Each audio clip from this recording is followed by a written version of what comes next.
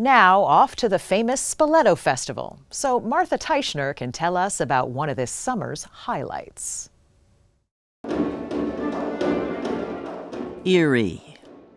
Just as the curtain was about to rise on the opera based on his story, Omar Ibn Said, dead more than 150 years, appeared to blink, as if he had come back to life. And that was the point why the Spoleto Festival USA in Charleston, South Carolina, commissioned Omar, which had its world premiere Memorial Day weekend, to let this real man speak for himself.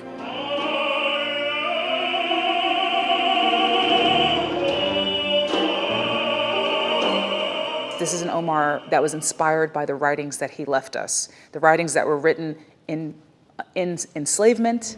He got down on his knees. Grammy winner and MacArthur Genius Grant recipient, singer-songwriter Rhiannon Giddens was asked to write the opera. Omar Ibn Said, a Muslim scholar kidnapped from his home in Africa and sold into slavery, left behind an autobiography in Arabic, a remarkable document, the only one of its kind known to exist. It's as close to I could get of putting a voice from the time of slavery. What did you know about Omar? I'd never heard of Omar, and I was like, who? What did you know about Omar Ibn Said? Nothing. Giddens brought in composer Michael Abels. This is like yet another example of how our history is not being told to us. And suddenly looking at a whole story and part of American history in a different way than I had known before. Meaning that Omar Ibn Said was far from unique. As many as 20 to 30% of the enslaved Africans brought to the United States were Muslim. Omar is a stand-in for tens of thousands of people, largely forgotten by history. This is the original autobiography written by Omar Ibn Said in his hand. It's hard not to say, wow. Written by himself in 1831.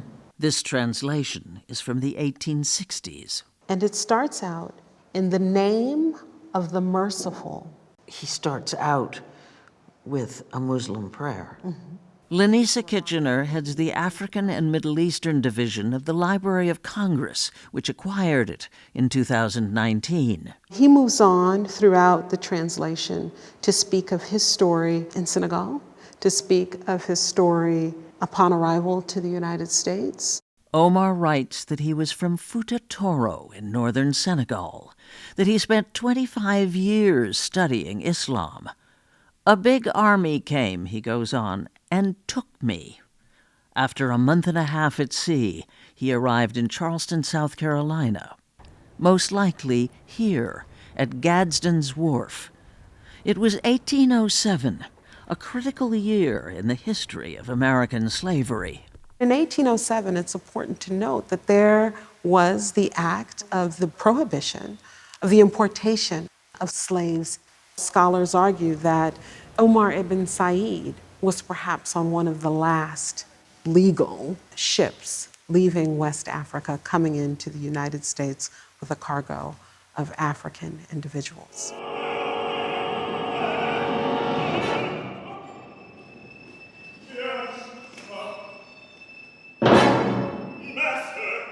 He escaped a cruel owner, then walked more than 200 miles to Fayetteville, North Carolina, where he was caught and thrown in jail.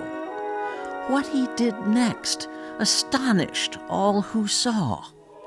So the story goes, he found a bit of charcoal and began writing verses from the Quran in Arabic on the walls of his cell. So these are Omar's own words, yes, in his own handwriting, yes, on these drapes. Right. Omar opens this act. Christopher Myers is the production designer for Omar the Opera. This dramatic moment that he is writing is still the central moment of the entire piece. Because of what?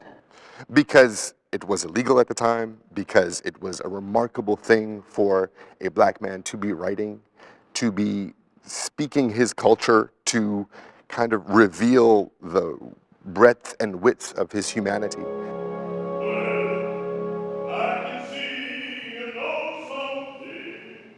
James Owen, a prominent planter and politician, a devout Christian, is intrigued. He buys Omar, gives him special treatment, introduces him to Christianity. Omar may or may not have converted, willingly or not. He was enslaved, and everything that's known about his life, the question of his conversion, even what's in his autobiography, has to be seen through that lens. I felt like I was reading a document by someone who was watching his words.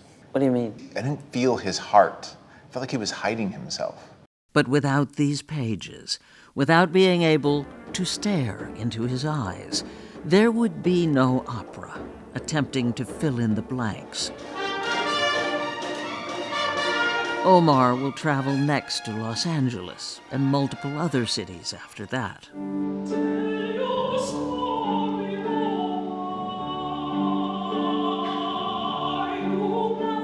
Omar Ibn Said was thought to be 93 when he died in 1864, after the Emancipation Proclamation, before the end of the Civil War.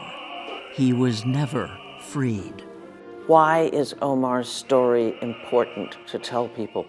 Because of everything we've been talking about, recovering our history and telling the full history of the United States in a way that includes what a multicultural country we've always been. I don't think I can say it better than Julie does in the opera, you know? Tell your story, Omar, you must, or they will never know, and we will fade into dust. That's it. We need to know their stories, and then we know more about who we are now.